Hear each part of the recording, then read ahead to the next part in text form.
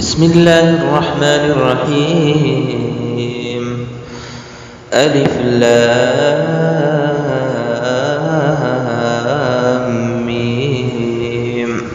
ذلك الكتاب لا ريب فيه هدى للمتقين الذين يؤمنون بالغيب ويقيمون الصلاة ومما رزقناهم ينفقون والذين يؤمنون بما أنزل إليك وما أنزل من قبلك وبالآخرة هم يوقنون أولئك على هدى من ربهم وأولئك هم المفلحون. إن الذين كفروا سواء عليهم أنذرتهم أم لم تنذرهم لا يؤمنون. ختم الله على قلوبهم وعلى سمعهم وعلى أبصارهم غشاوة ولهم عذاب عظيم.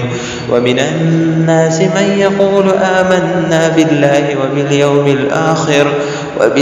الآخر وما هم بمؤمنين يخادعون الله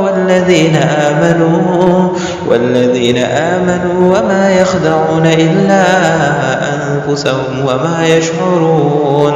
في قلوبهم مرض فزادهم الله مرضا ولهم عذاب أليم بما كانوا يكذبون.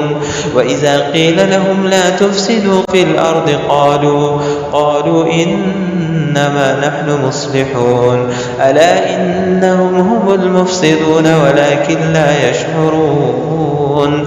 وإذا قيل لهم آمنوا كما آمن الناس قالوا أنؤمن كما آمن السفهاء ألا إنهم هم السفهاء ولكن لا يعلمون.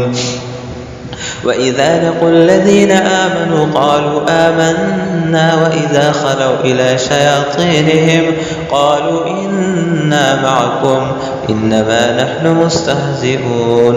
الله يستهزئ بهم ويمدهم في طغيانهم يعمهون. أولئك الذين اشتروا الضلالة بالهدى فما ربحت تجارتهم وما كانوا مهتدين. مثلهم كمثل الذي استوقد نارا فلما أضاءت ما حوله ذهب الله بنورهم وتركهم في ظلمات لا يبصرون. صم بكم عمي فهم لا يرجعون. أو كصيب من السماء فيه ظلمات ورعد وبرق يجعلون أصابعهم في آذانهم من الصواعق حذر الموت والله محيط بالكافرين. يكاد البرق يخطف أبصارهم كلما أضاء لهم مشوا فيه وإذا أظلم عليهم قاموا ولو شاء الله لذهب بسمعهم وأبصارهم إن الله على كل شيء قدير.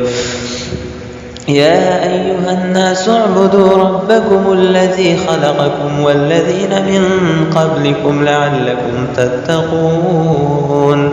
الذي جعل لكم الأرض فراشا والسماء بناء وأنزل من السماء ماء فأخرج به من الثمرات رزقا لكم فلا تجعلوا لله أندادا وأنتم تعلمون. وإن كنتم في ريب مما نزلنا على عبدنا فأتوا بسورة من مثله